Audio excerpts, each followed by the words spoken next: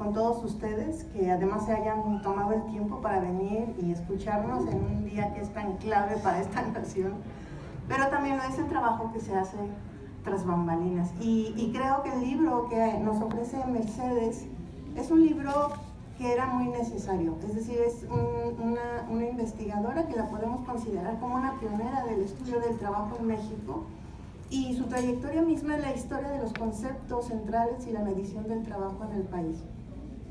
Además, su investigación sobre fuerza de trabajo, trabajo no remunerado y el uso del tiempo desde una perspectiva de género ha enriquecido enormemente los estudios laborales.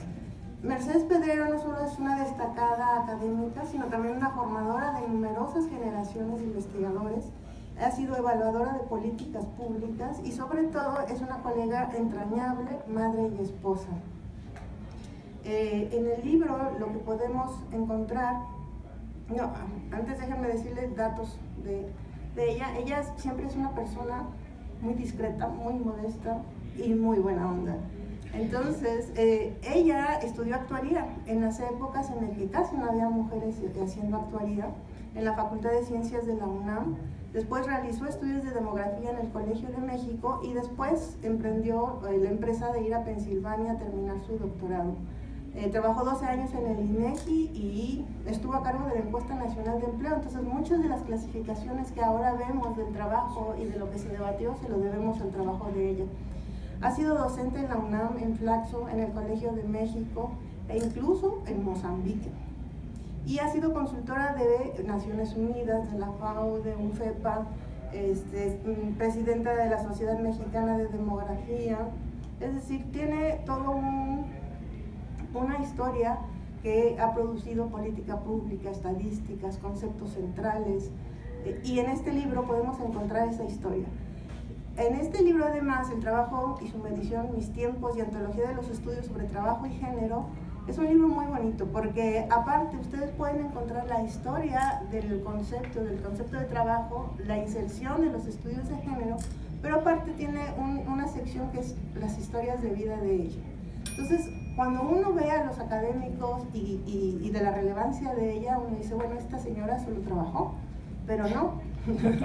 ¿No? Se enamoró, tuvo aventuras en un lugar en que vivía maravilloso en el centro histórico, tuvo aventuras en Estados Unidos, se enfrentó a una burocracia muy fuerte en México para poder meter esta perspectiva de género.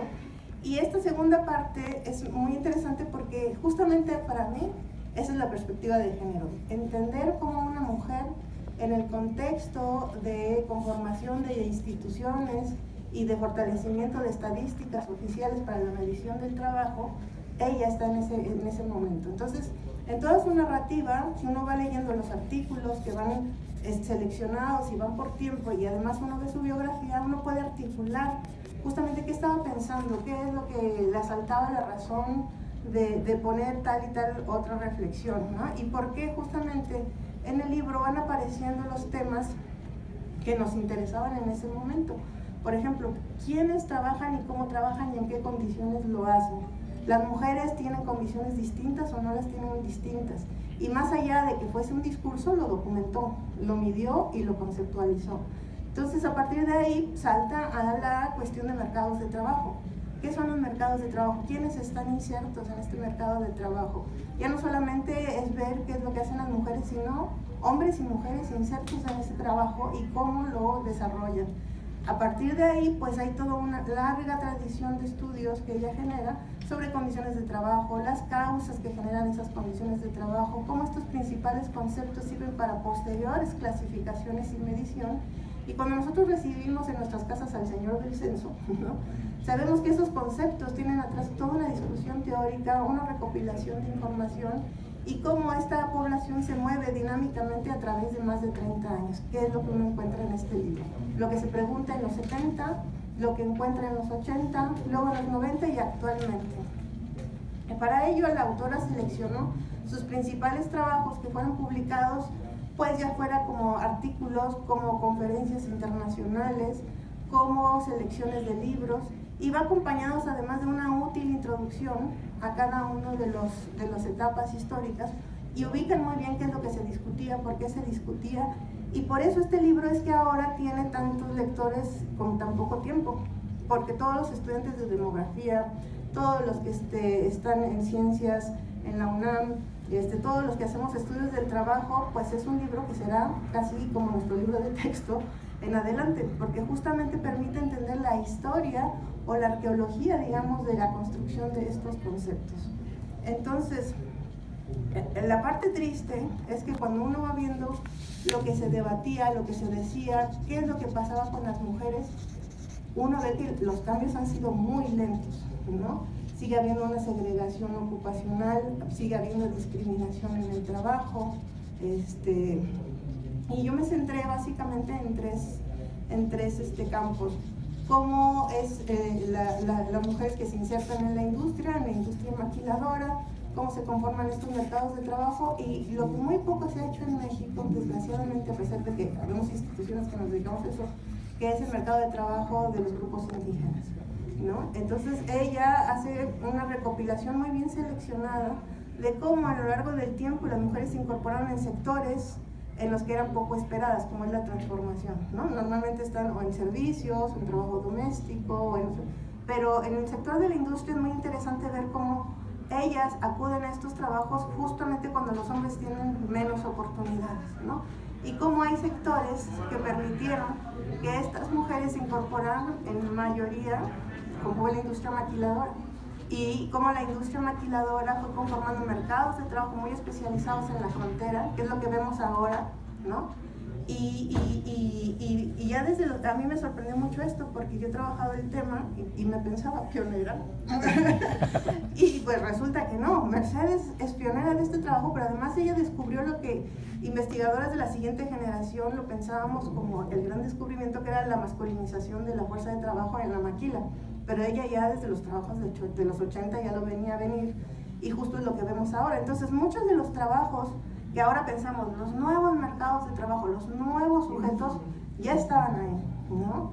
Y es muy, muy, muy rico leerlo, y cómo ella va hilvanando desde los 70, los 80, los 90, y ir documentando qué es lo que sí cambió y qué es lo que no cambió, ¿no? Otro aspecto interesante es ver cómo se pasa de mercados de trabajo en un mercado interno a un mercado que es altamente cambiante por las medidas de privatización, y cómo estas medidas de privatización cerraron y abrieron mercados, y después qué pasa con la flexibilidad y la globalización. Y lo que encuentras, pues justamente el efecto que ahora tenemos, ¿no? Es una fuerza de trabajo precaria, en riesgo, que ha generado fragmentación social y una gran cantidad de autoempleados precarios, ¿no? Con contratos a prueba, subcontratados, con teletrabajo, con trabajos por tiempo determinado. Si nosotros comparáramos las generaciones de diferentes rubros, veríamos cómo justamente los jóvenes de ahora están insertos en esto, ¿no? ¿Qué trabajas? Pues yo trabajo en casa, o tengo teletrabajo, o me quiero hacer youtuber, ¿no? Entonces, todas estas expectativas han ido cambiando. Entonces, es muy interesante ver cómo se va construyendo y cómo los conceptos van cambiando o se van profundizando, y es un trabajo pues de 30 años, nada de desnable. Y en cuanto a la población indígena, hay cosas muy interesantes. Por ejemplo, si bien reconocemos que existe discriminación y exclusión económica, siempre pensamos que ha estado ahí la medición de la población indígena, y no. Hubo una discusión muy fuerte para ser incluidos en los censos, en los que estuvo participando Mercedes, y ahí pues decimos, bueno, ¿cómo los registramos? ¿Será por la lengua? Se registra por la lengua y se ve que no es suficiente. Hay indígenas de segunda y tercera generaciones urbanos en los que no hablan la lengua, pero se reconocen. Entonces, la autoadscripción. Pero entonces, ¿qué es la autoadscripción? Entonces también generó zonas un poco pantanosas, pero que se han ido ideando sobre qué es. Y la otra es el empleo, dónde se emplean los indígenas.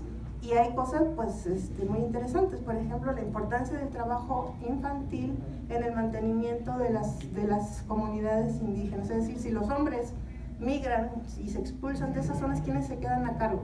Pues mujeres y niños. Y los niños se incorporan desde muy temprana edad y luego ya no salen del mercado del trabajo. Es decir, no es que esté en una coyuntura, trabajan para ayudar a la familia y luego regresen al trabajo. Es muy difícil que ocurra esto. También el parentesco, el estado civil, las horas trabajadas, qué tipo de ocupaciones, ¿no? En donde se ven pues bajísimos ingresos, sin seguridad social, sin posibilidad alguna de incrementar sus salarios, ni la capacidad para mejorar en el futuro, presenta también pues un problema muy acuciante. Entonces yo creo que a mí ya se me terminó el tiempo, pero yo les recomendaría este libro, precisamente porque les digo, es un libro de texto, es un libro fundamental para la arqueología del concepto, y es un libro que además tiene esta parte tan bonita de la segunda parte que me gusta mucho, que es cómo una mujer puede volverse académica, que crean que parece muy fácil, pero es muy difícil, y además incluso se habla de los problemas que ahora tenemos, que es la medición de nuestro propio trabajo, ¿no? La medición del tiempo, de los puntos, y cómo han generado que se rompan nuestras comunidades académicas. Entonces, es un libro que por donde ustedes, si lo empiezan de atrás para adelante, o del medio, o del principio, permite como siempre encontrar una construcción de conceptos muy interesante. Gracias.